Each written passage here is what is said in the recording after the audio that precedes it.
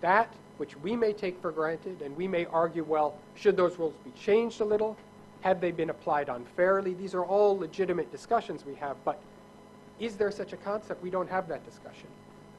At the beginning of this century, people would not have thought in that way, and that's a change of consciousness, a very important one, and I think something that is inconceivable without the United Nations, since the UN is the birthplace of all of the negotiations where countries got together to decide these fundamental things.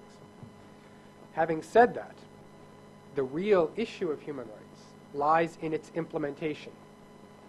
If human rights remains just an idea, one could see it almost being counterproductive. You're told that you have human rights, and yet look at the way people live, and look at the way governments behave, and look at some of the hypocrisies that were raised earlier, and the double standards. What then does that mean for human rights? I think it's very troubling. So I want to think about that as well.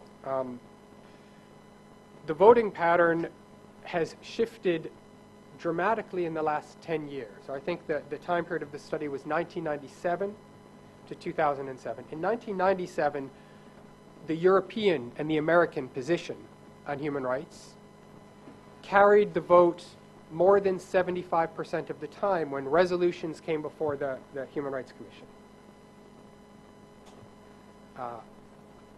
That number today has dropped to 44%. And I believe if you look today, I think as the study was concluded in 2007, it would be significantly less. And the shift in the US in particular is even more dramatic. China's position has gone in the exact reverse. So whereas China's position, which tends to be a position of sovereignty and non-interference, meaning do not impose human rights standards on the prerogative of governments to determine their own policies, in the reverse, from low 40s to 77%. So again, now what does that mean? Why has that happened? I just want us to keep that in mind, and part of it is obviously a shift in power. But I think the danger that people like myself feel, people who've been involved in the human rights world for a long time, is that what's needed and what is important is for a coming together of a new idea of human rights, if we're going to call it, and I think I'm simplifying a great deal, and I shouldn't do this, but since I want to be quite quick here, if we'll call it now a Chinese or an Asian idea of human rights, which is, and I want to talk about what that is, because I don't believe it's strictly non-interference, and that's all. How does that enrich and enlarge the existing idea of human rights? Can it? Or will it be a confrontation, which is what we see mostly today in the Human Rights Council, which I feel will be destructive to global governance? So how can we move that to something that's more constructive? To think about where we may go, I want to take us backwards to the origins of human rights, to the birthplace of the modern idea of human rights, which, as I said, was the United Nations, but in fact it was before the United Nations. It was World War II. And what's interesting about the modern idea of human rights is the extent to which it was born out of war.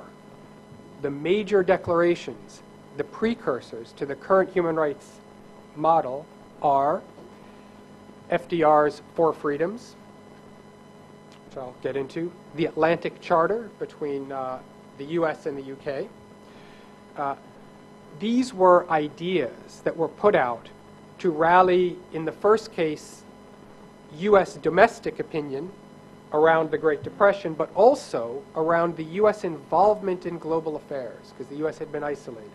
And the idea was the values that we have can be and should be global values and are an essential part of the war effort. So the four freedoms, which were freedom from want, freedom from fear, freedom of expression, and freedom of religion. And what was, I think, fundamentally important about those four freedoms is that it was a integrated understanding of human rights, meaning social justice, poverty, development, basic economic issues that we've been talking about were seen as equally important as the rights of individuals to express political opinions. So these two sides of the coin, both part of the human rights idea. The Declaration of the Atlantic Charter was aimed at the war effort. It was aimed at getting allies to fight against the Germans and Japanese and the Axis powers. So once these declarations were made, it set the tone of the peace. It set the tone at the creation of the United Nations such that human rights were seen, and I think they were put as the first idea of the UN. It is talked about in Principle 1, Article 1 of the UN Charter. The Commission on Human Rights was established in the UN Charter with the idea of drafting a Bill of Human Rights. And at the original meeting in San Francisco, it was fundamentally important as, say, the leading concept of the United Nations. However, all of that ideological energy, which was used to, as I said, really promote a war effort, ran into what we all know from politics is the politics of negotiations. What actually happens at the UN? What happened at the San Francisco conference to establish the UN?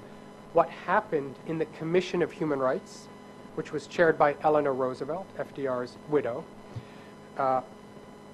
which was responsible for drafting the Universal Declaration and then subsequent treaties?